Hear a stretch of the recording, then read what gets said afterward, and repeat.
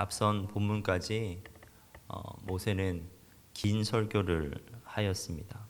그는 온 힘을 다하여 하나님이 이스라엘 백성에게 들려주라고 명령하신 율법의 말씀을 모두 전하였습니다.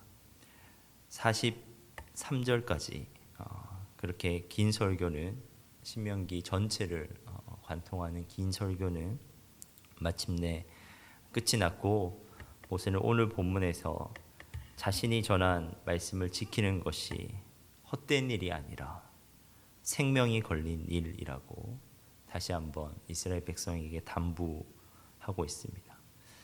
굉장히 짧은 당부의 말이었지만 40년 동안 광야에서 이스라엘 백성과 동고동락한 고령의 지도자가 이스라엘 백성의 심장을 향해 간절하게 호소하는 목소리였습니다. 그런데 그날 설교를 마친 바로 그날 하나님은 모세에게 말씀하십니다. 48절에서 52절의 말씀을 말씀하시는데 제가 요약해서 읽으면 이렇습니다. 바로 그날에 여호와께서 모세에게 말씀하여 이르시되 너는 여리고 맞은편 모압 땅에 있는 아바림 산에 올라가 느보산에 이르러 내가 이스라엘 자손에게 기업으로 주는 가나안 땅을 바라보라. 너는 올라가는 이 산에서 죽어 내 조상에게로 돌아가리니 내가 비록 내가 이스라엘 자손에게 주는 땅을 맞은편에서 바라보기는 하려니와 그리로 들어가지는 못하리라 하시니라. 바로 그날 모세가 온 힘을 다하여 설교를 마치는 바로 그날 하나님은 모세에게 죽음을 통보하시고 가나안 땅에 들어가지 못할 것이라고 말씀하고 계신 것입니다. 여러분, 모세의 심정이 헤아려지십니까? 제가 모세였다면 너무 낙심되고 실망되었을 것 같습니다. 물론 모세는 이미 그가 가나안 땅에 들어가지 못한다는 사실은 알고 있었습니다. 신명기 3장에서 그가 하나님께 요단을 건너 가나안 땅에 들어가게 해달라는 기도를 했을 때 하나님이 거절하셨기 때문입니다. 하지만 실제로 죽음을 다시 통보받는다면 저는 다시 하나님께 간곡히 청하여 그 결정을 돌려주시길 애원했을 것 같습니다. 하지만 모세는 그러지 않는데요. 그는 가나안 땅에 들어가지 못한 채 맞이하는 자신의 죽음을 받아들이고 있습니다. 그런데 저는 이 장면을 통해서 하나님의 일에 대해서 다시 한번 생각해 보게 되었습니다. 우리는 가끔 이럴 때가 있습니다. 하나님의 일을 한다고 하지만 스스로의 목표를 세워놓고 그 목표에 도달하지 못할 때 절망하고 낙심할 때가 있습니다. 그 목표가 이루어지지 않을 때 불안하기도 하고 초조하기도 하고 더 나아가 하나님을 원망하기도 합니다. 그런데 그렇게 원망이 터져 나올 때 우리는 스스로에게 물어보아야 하는데요. 내가 정말 하나님의 일을 하고 있는지, 하나님을 통해 오히려 나의 열망을 성취하고 있는 건 아닌지 물어보아야 합니다. 만약 홍해를 건넌 모세가 요단강도 건넜다라는 개인적인 타이틀을 갖고 싶은 열망이 있었다면 꽤 탐나는 타이틀인데요. 만약에 그런 열망이 있었다면 그는 하나님의 죽음 통보 앞에서 결코 물러서지 않았을 것입니다. 그러나 모세는 그렇게 하지 않는데요. 저는 모세의 모습을 보면서 시편 131편이 생각났습니다. 다윗의 고백이기도 한 시편 131편은 이렇게 말씀하는데요. 여호와여, 내 마음이 교만하지 아니하고 내 눈이 오만하지 아니하오며 내가 큰 일과 감당치 못할 놀라운 일을 하려고 힘쓰지 아니하나이다.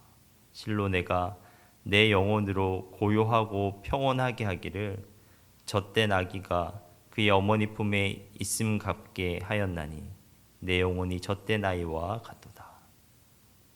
모세는 지금 자신의 이름을 드러낼 수 있는 큰 일, 놀라운 일을 이루는 것을 원하는 것이 아니었습니다. 그래서 그는 어떠한 타이틀을 가지지 못한 것에 대해서 불안해하지 않습니다. 초조해하지도 않습니다. 그리고 하나님을 원망하지도 않습니다.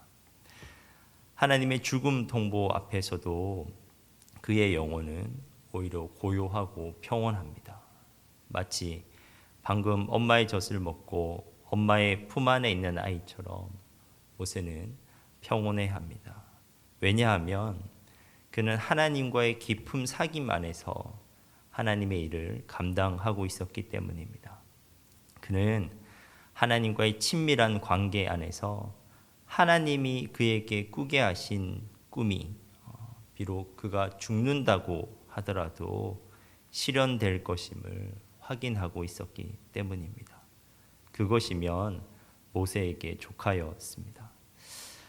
사랑하는 성도 여러분, 정말 우리가 하나님의 일을 하나님의 일처럼 하면 우리가 하나님의 일을 하나님과의 깊은 사귐 안에서 하면 우리가 그 일로 말미암아 크게 되지 않더라도 우리가 그 일로 말미암아 아무런 타이틀을 얻지 못한다고 할지라도 그것이 크게 원망스럽지 않고 크게 개의치 않을 수 있습니다.